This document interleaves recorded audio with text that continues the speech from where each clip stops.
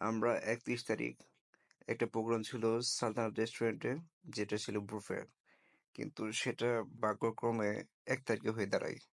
তারপর যাই হোক আমরা 1 তারিখে যাই সেখানে। দেন আমরা একটু লেট করে ফেলছিলাম। যেটা টাইম দেওয়া ছিল 10টা পর্যন্ত, 7টা থেকে। তো আমরা 9টায় চলে গেছিলাম। যার করে যাওয়ার পর দেখি যুদ্ধ আগেই শেষ হয়ে গেছে। খাবারের পরিস্থিতি অনেক সংকট ছিল। দেখতেই পাচ্ছেন আপনারা।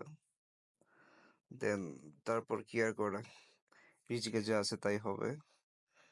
দেখতে আছেন খাবারের পরিবেশ। আলহামদুলিল্লাহ খাবার ভালো ছিল, অনেক সুস্বাদু ছিল। হুম 80টা আইটেম ছিল। তারপর অনেক কিছুই ছিল। আচ্ছা যাই হোক, বাদ নিলাম রাইস। রাইস নেওয়ার পর ভাবতেছিলাম কি নেব। তারপর যখন দেখলাম একটা রূপচাঁদা মাছ ফ্রাই করছে, অনেক সুন্দর লাগছিল।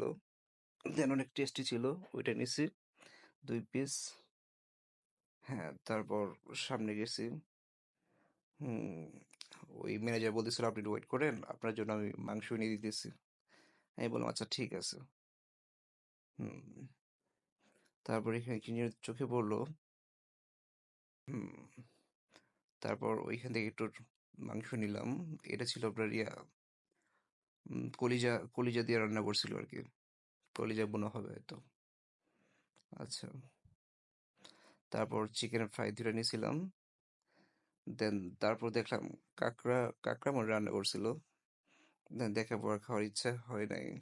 আচ্ছা, তবু নিয়েছিলাম 1-2 পিস। আচ্ছা যাই হোক, হুম তারপর সামনে গেলাম।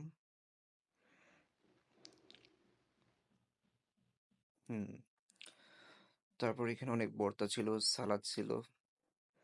দেন আমি অল্প একটু সালাদ নিয়েছিলাম। সালাডটা অনেক টেস্টি ছিল। আর অনেক প্রকার ভর্তা ছিল, আলু ভর্তা, সিম ভর্তা, আরো নানান রকম ভর্তা। হ্যাঁ, তারপর ম্যানেজার আমাকে বলছিল গোস্ত আসছে, তারপর যে গোস্ত নিয়ে আসলাম, মাংস। হুম তারপর ইটালিয়ান ফ্রাইড রাইস নিয়েছিলাম।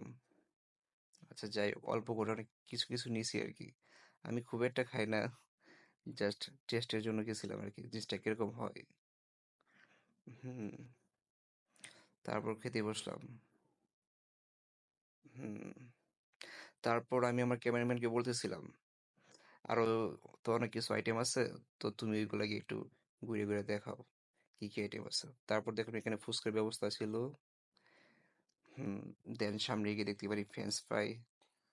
তারপর আরো অনেক কিছু আইটেম ছিল, অনেক রকম পিঠা ছিল সুস্বাদু। দেন এখানে